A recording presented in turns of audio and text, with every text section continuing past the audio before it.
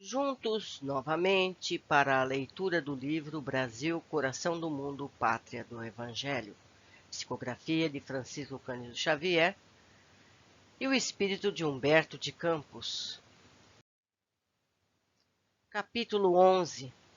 Os movimentos nativistas. A procura do ouro constituía a ansiedade incentivadora de todos os espíritos. Entretanto, desde o princípio do século, o governo espanhol havia providenciado quanto à organização do Código Mineiro para o Brasil, e desde 1608 a 1617, quando a direção da colônia se achava repartida entre as cidades de Salvador e do Rio de Janeiro, já Dom Francisco de Souza guardava o título pomposo de governador e intendente das Minas. Contudo, somente mais tarde as bandeiras audaciosas, iniciadas com a coragem paulista, rasgaram os véus espessos do cipoal da Mata Virgem, descobrindo os vastos lençóis de uma infinita riqueza. Muitos lustros decorreram sem que nada mais se observasse, senão os movimentos espantosos das correntes migratórias através dos sertões, procurando o ouro da terra desconhecida e encontrando muitas vezes nos seus caminhos a aflição, a angústia e a morte. O próprio Conselho Ultramarino em Lisboa expunha mais tarde à autoridade da coroa a necessidade de se reprimirem os excessos dessas migrações incessantes para que o próprio reino não se despovoasse. Olha só quanta gente foi atrás do ouro das Minas Gerais, ao ponto de Portugal achar que ia faltar gente. Tantos foram para lá. Isso lá nos anos 1600. Seguindo. Por essa época, multiplicavam-se as emboscadas e a sede da posse turvava todas as consciências. Cidades futurosas se levantavam ao longo das estradas desertas e ermas, mas seus alicerces, a maior parte das vezes, se constituíam com o sangue e com a morte. Em toda a colônia pairam ameaças de confusão e desordem.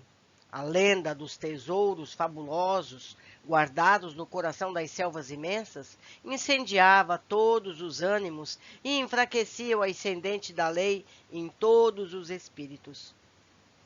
Os índios experimentam amarguradamente a atuação dessas forças contrárias à sua paz, que se concentravam à procura das riquezas da terra, e é com inauditos esforços de perseverança e de paciência que os caridosos jesuítas juntam suas aldeias ao norte com doçura fraterna, conquistando todo o Amazonas para a comunidade dos portugueses. A esse tempo, no extremo norte, convulsiona-se o Maranhão sobre os ímpetos revolucionários de Manuel Beckmann contra a Companhia de Comércio, que monopolizara os negócios da importação e exportação da capitania, e contra os jesuítas, cujo espírito de fraternidade se interpunha entre os colonizadores e os índios, no sentido de se manterem nesses últimos dentro da liberdade que lhes competia. Os amotinados prendem todos os elementos do governo e, organizando uma junta com elementos do clero, da nobreza e do povo, consideram extinto o monopólio e providenciam o imediato banimento dos protetores dos indígenas. Festas extraordinárias assinalam, no Maranhão, semelhantes feitos, inclusive Tedeum da Catedral de São Luís. A notícia de tão singulares quanto inesperados episódios provoca as apreensões da Corte de Lisboa, que não desconhece as pretensões da França no tocante ao Vale do Amazonas, nem ignora o ascendente moral dos franceses sobre os elementos indígenas. A expedição, que deverá restaurar a lei da capitania, não se faz esperar, e a Gomes Freire de Andrada, estadista notável pelo seu talento militar e político, cabe a direção do movimento restaurador. As providências da contra-revolução no extremo norte, são adotadas sem dificuldades. Gomes Freire procede com magnanimidade para com os revoltosos, sem, contudo, poder agir com a mesma liberalidade para com Manuel Beckmann, que foi preso e sentenciado à morte. Sua fortuna teve ele confiscada, mas o grande oficial que comandara a expedição, dentro das tradições da engenhosidade portuguesa, rematou todos os bens do infeliz em asta pública e os doou à viúva e aos órfãos do revolucionário. Em 1683, a Bahia se conflagra depois de assassinar o alcaide-mor da colônia, Francisco Teles de Menezes, que excitara as antipatias dos habitantes de Salvador. E os derradeiros anos do século XVII testemunham as atividades da colônia. Nesse período de transição, os movimentos nativistas, a sede do ouro penetra o século seguinte, que mais intensamente ia acender a febre da ambição em todas as cidades. Em 1710, as lutas se fixam na capitania de Pernambuco, que fazia questão de cultivar o sentimento de sua autonomia desde os tempos da ocupação holandesa, com a qual fizera novas aquisições no que se referia aos patrimônios de sua independência. Os brasileiros de Olinda abrem luta com os portugueses de Recife e, em razão das rivalidades entre as duas grandes cidades pernambucanas, que não se toleravam politicamente, as emboscadas ocasionam ali dolorosas cenas de sangue. Um ano inteiro de choques e sobressaltos assinala um período de guerra dos mascates. Antes, porém, desses movimentos revolucionários em Pernambuco, os paulistas e os emboabas é uma tribo indígena, lutavam na região aurífera dos sertões de Minas Gerais, disputando-se a posse do ouro, que abrasava a imaginação do país inteiro. A felonia e a traição constituem o código dessas criaturas insuladas nas matas desconhecidas e inóspitas.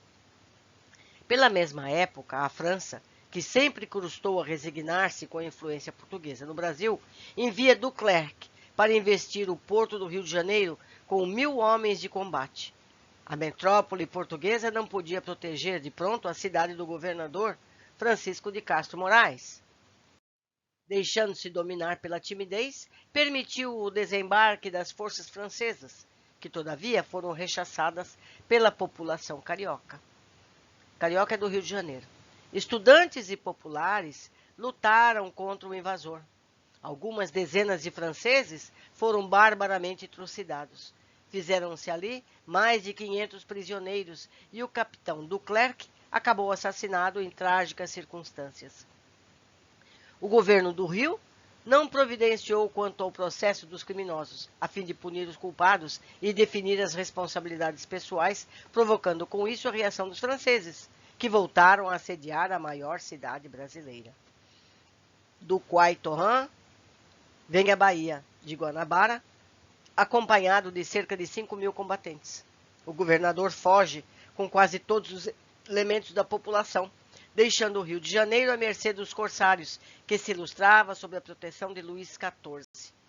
Depois do saque, que absorve muitos milhões de cruzados da fortuna particular, paga ainda à cidade fabuloso resgate. Enquanto se desenrolavam os últimos acontecimentos, governava em Portugal D. João V, o Magnânimo, em cujo reinado ia o Brasil espalhar pela Europa os seus fabulosos tesouros. Nunca houve ali um soberano que mostrasse tamanho descaso pelas possibilidades econômicas do povo. O ouro e os diamantes do Brasil iam acender no seu território as estrelas efêmeras do seu fastio e da sua glória. A fortuna amontoada pela ambição e pela cobiça ia ser espalhada pelas mãos insensatas do rei, imprevidente e incapaz da autoridade de um trono. Dentro do luxo assombroso da sua corte, o convento de Mafra se ergue ao preço de 120 milhões de cruzados. Mais de 200 milhões seguiriam para as arcas do Vaticano, dados pelo monarca egoísta, que desejava forçar as portas do céu com o ouro iníquo da terra. Em vez de auxiliar a evolução da indústria e da agricultura de sua terra, D. João V levanta igrejas e mosteiros com extrema prodigalidade, E enquanto todas as cortes da Europa felicitavam o rei Perdulário pelo descobrimento dos diamantes da sua afortunada colônia, celebraram Te Deus em Lisboa, em homenagem a um auspicioso acontecimento. Pelo Brasil todo se alastravam movimentos nativistas, exaltando os sentimentos generosos da liberdade, preparando assim, sob a inspiração de Ismael e suas falanges devotadas, o futuro glorioso de seus filhos. Meus amigos, como o ouro faz brotar na alma do homem quem ele realmente é. A pessoa se revela. Foi o que disse o espírito que veio renascer. Se o ouro não faria isso. E realmente fez. Não é verdade? Mas como dizem os espíritos superiores, as pessoas têm que mostrar o que são para serem finalmente classificadas. É o que acontece nos dias de hoje. As pessoas estão se mostrando como realmente são. Mas vamos seguindo. Capítulo 12. No tempo dos vice-reis. A ação espiritual das falanges de Ismael, reunidas ao esforço dos elevados espíritos que reconstruíam as energias portuguesas, intensifica-se cada vez mais no coração das duas pátrias irmãs. Pelo Tratado de Mateuem, assinado em 1703, a Inglaterra, cujo poderio marítimo se consolidava depois dos grandes feitos das armadas de Portugal e da Espanha e da Holanda, passaria a amontoar o ouro do Brasil como principal fornecedora do primeiro de suas colônias. No capítulo financeiro, o Brasil era, de fato, uma das suas fontes de riqueza, pois que todas as suas reservas se escoavam para o tesouro inglês. Uma sábia disposição do mundo invisível regulamentara a questão dessa forma, adotando essas providências para que a pátria do Evangelho fosse colocada a cavaleiro de novos choques de ambição nos seus territórios. A combinação de Mateuem era ruinosa para a indústria portuguesa, mas nos grandes jogos dos interesses internacionais, semelhantes acordos se faziam necessários. A Inglaterra ficaria com o ouro tangível, enquanto Portugal guardaria o ouro imperecível dos corações, dilatando a sua fé e as suas fronteiras, eternizando o patrimônio das suas tradições e das suas esperanças no tempo e no espaço. Nessa época, o Rio de Janeiro já eclipsava todas as cidades do Brasil. Aí, ao lado das águas claras e puras do Rio da Carioca, onde os tamoios encontravam sagradas virtudes para a beleza de suas mulheres e para a voz dos seus cantores, já se erguia o casario imenso a descer do cume dos morros para o lençol arenoso das praias. Aí, sob o céu azul que cobre a paisagem tranquila, os governadores podem fazer com serenidade imperturbável seus longos expedientes para a metrópole e os padres podem rezar beatificamente os seus breviários entre as paredes coloniais do convento de Santo Antônio. A sociedade tratava de aprender as regras de bem viver, de civilidade, nos livros encomendados especialmente do reino. Ao entardecer, não se cuidava de outra coisa que não fosse a iluminação dos oratórios das esquinas, únicos pontos onde, às vezes, se concentravam alguns transeuntes retardatários que afrontavam sem receios os capoeiras ocultos do silêncio nas ruas ermas. De qualquer modo, porém, às 8 horas da noite não se encontrava mais ninguém pelas vielas escuras, com exceção nos dias de grande gala, em que o governador comparecia pessoalmente às festas populares, tendo todos o cuidado de ir a esses folguedos de rua, com os elementos precisos para a iluminação do caminho no regresso à casa. O Rio de então, como as demais cidades, não só do Brasil, mas também de Portugal, não primava pela higiene e pela limpeza. Os igarapés que conheci, ainda em princípio deste século, em algumas pequenas cidades do norte brasileiro, onde se serviu em pleno dia homens e crianças, acertando contas com a natureza, se localizavam, então, nos recantos mais afastados das ruas, em grandes valas, dentro das quais os pobres escravos depositavam, todas as tardes, o conteúdo mal cheiroso dos largos potes de barro carregados à cabeça. Alguns forasteiros ilustres que nos visitavam naquela época arquivavam tristes impressões do Brasil e dos vice-reis, cheios dos mais espantosos quadros de imundície. Todavia, um dos espetáculos mais dolorosos e comovedores ofereciam-no os mercados de escravos, como o de Valongo. Olha, lá tem uma cidade do Valongo, igual aqui em Portugal, onde os miseráveis se amontoavam aos magotes, esperando o comprador que lhes examinava os pulsos e os dentes, selecionando os mais fortes para os duros trabalhos das fazendas. Ali encontravam-se representantes dos negros de Guiné, de Cabinda, de Benguela, que eram separados dos países e de suas mães, dos irmãos, dos filhos, dos sucessivos martirológicos da raça negra, na qual os próprios padres de Portugal não viam irmãos em humanidade, mas os amaldiçoados descendentes de Caim. Até há pouco tempo, podia-se ver, na Luanda, a cadeira de pedra do bispo, de onde um prelado português abençoava os navios negreiros, prontos para se fazerem ao mar largo, com a pesada carga de desgraçados cativos.